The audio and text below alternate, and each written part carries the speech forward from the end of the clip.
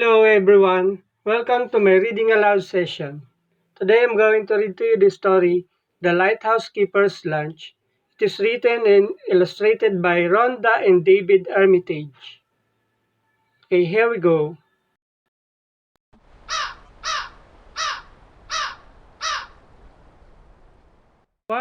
Once there was a lighthouse keeper called Mr. Grinling. At night time, he lived in a small white cottage perched high on the cliff. In the daytime, he rowed out to his lighthouse on the rocks to clean and polish the light.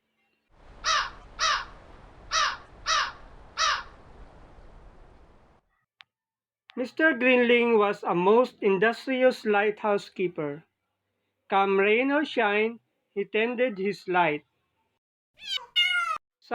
Sometimes at night, as Mr. Grinling lay sleeping in his warm bed, the ships would toot to tell him that his light was shining brightly and clearly out to sea. Each morning, while Mr. Grinling polished the light, Mrs. Grinling worked in the kitchen of the little white cottage on the cliffs, concocting a delicious lunch for him.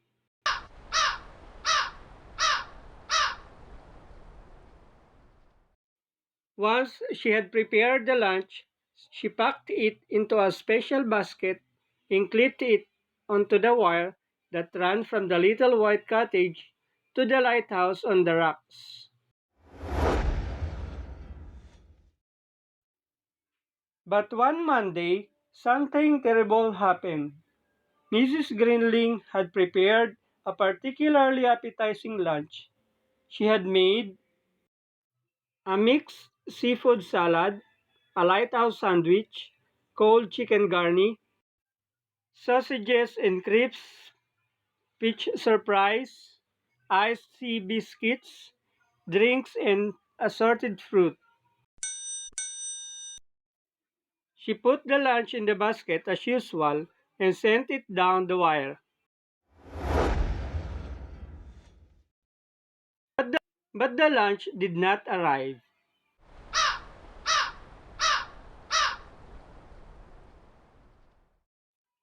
It was spotted by three scavenging seagulls who set upon it and devoured it with great gusto.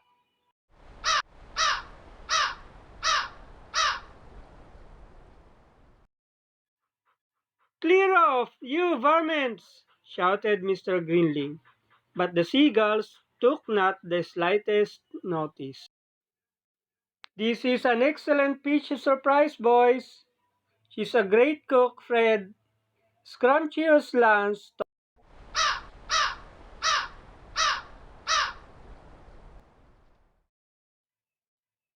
That evening, Mr. and Mrs. Grinling decided on a plan to baffle the seagulls. "Tomorrow I shall tie the napkin to the basket," said Mrs. Grinling. "Of course, my dear," agreed Mr. Grinling. "A sound plan."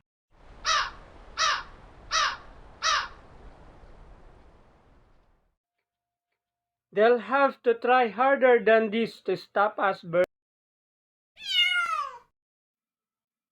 On Tuesday evening, Mr. and Mrs. Grinling racked their brains for another plan. "They're a brazen lot, those seagulls," said Mrs. Grinling. "Brazen indeed," said Mr. Grinling.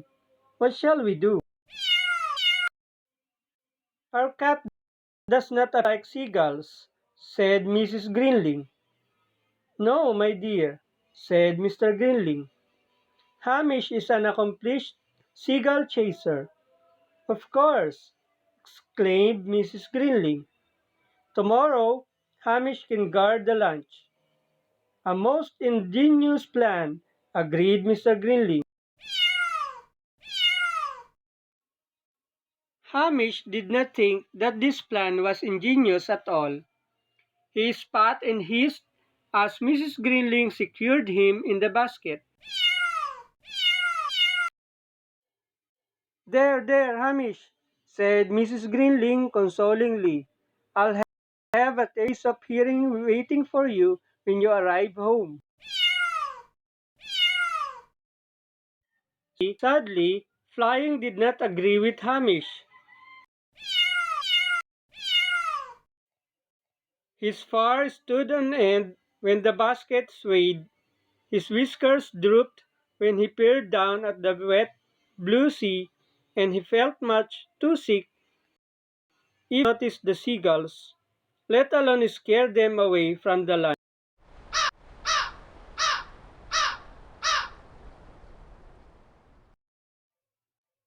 Pretty pussy, like a piece of lobster mornay. This food gets better every day, Fred. Aren't you going to chase us, pussy? Luck, luck a day, said Mr. Grinling sadly. Agreed Hamish pitifully. On Wednesday evening, Mr. and Mrs. Grinling racked their brains again for a new plan. What shall we do? Said Mr. Grinling. Mrs. Grinling looked thoughtful. I have it, she explained. Just a mixture for hungry seagulls. Indeed, my dear, said Mr. Grinling. What have you in mind? Wait and see, said Mrs. Grinling. Just wait and see. Mustard sandwiches, chuckled Mr. Grinling. A truly superb plan, my dear. Truly superb. On Thursday morning, Mrs. Grinling carefully packed the mustard sandwiches and sent them off down the wire to the expectant seagull.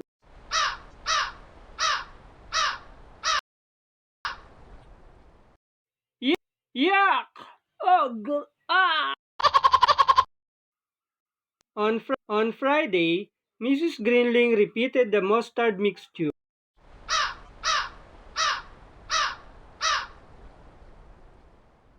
All right, boys, let's go and have lunch elsewhere. It's the same as yesterday's lunch, Fred.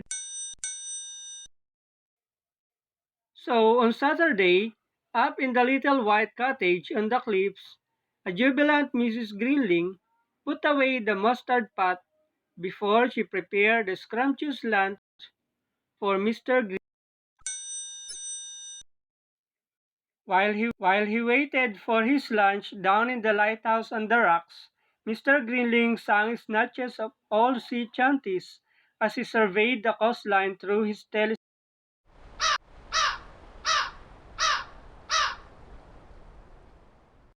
And this is what he saw. No, no mustard in this lot, Tom. We'll fly back here for lunch again tomorrow, boys. This is a delicious chocolate eclair, Fred. Ah, well, such is life, mused Mr. Grinling as he sat down to enjoy a leisurely lunch in the warm sunshine.